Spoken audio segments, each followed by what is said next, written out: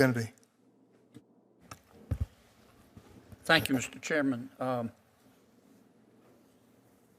just feel like I need to ask this question. Mr. Fonzone, when you advised the companies referenced, Huawei and others, you were at Sidley? Yes, that's right, sir. And when a client comes to Sidley, you have to fill out a form that says, you know, here's my client name, here's my mailing address for business purposes, and here are my political beliefs. Is that the way it works? There's definitely a client intake process. I don't remember all the particulars of I it. mean, big law it's kind of like who can pay the freight, right? That's an aspect of the Okay. intake process, I'm sure. I understand. Professor, I'm looking at a letter dated March 16, 2020. It's a letter to Governor Lamont in Connecticut. The title of it is Urgent Action Needed to Protect Individuals in Connecticut's Prisons and Jails from Coronavirus 19 Pandemic. Did you sign that letter? So I don't recall sitting here today, Senator. Here's your signature. Here it is back here. Why didn't you turn this over to us when you were asked to submit documents? So, Senator, I made every effort to search for everything that I had ever signed. That's not a letter I remember, but I will certainly take a look at that. And We found it just with a search on the internet. so I apologize, Senator. I apologize. In that your I letter missed to that. the governor, here's what you say. As they stand, prisons and jails are detrimental to public health and human rights and disproportionately harm marginalized communities, including Black, Brown, Indigenous, and other communities of color, immigrants, people with mental illness, people with disabilities, people in the LGBTQ plus community, people who use drugs, people engaged in sex work and street economies, and people experiencing houselessness and poverty. So if you believe that about our prisons, how are you going to ever send somebody to prison? So, Senator, I will need to take a look at that letter, and I apologize that that's not something I found to hand to this committee. You're not denying you said that. I do need to see the letter to see the context, because again, it's not something I remember adding my name to. I can assure you, Right. Senator. And you also say, first, you call on Governor Lamont to release everybody in jail. Is that right? Because of the coronavirus?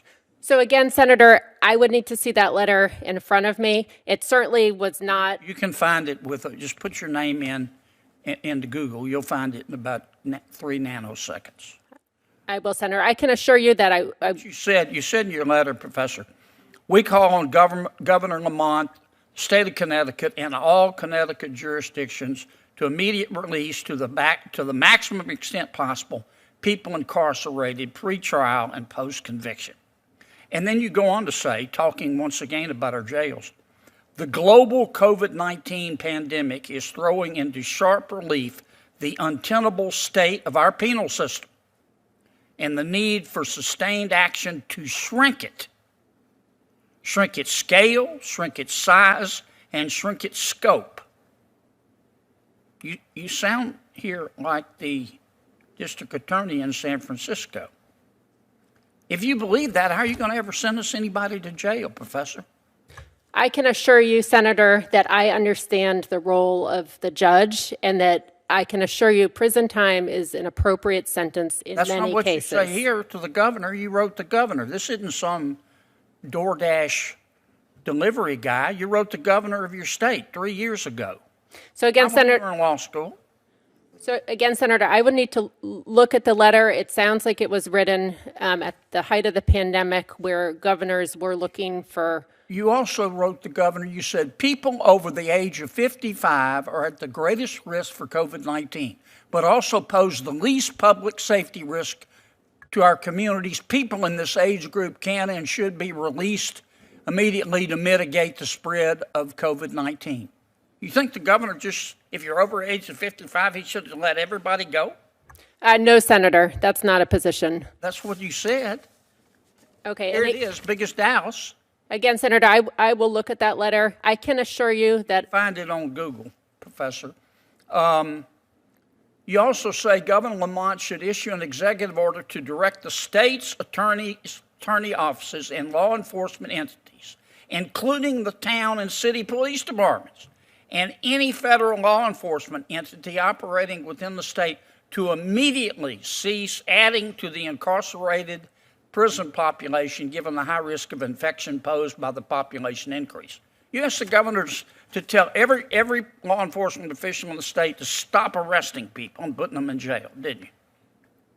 So again, Senator, I have to look at that letter. I do think there were modifications that the governors were making around the country to respond to the pandemic. You also had an opinion in your letter about, can I have another 30 seconds, Mr.? You had an opinion in your letter about immigration.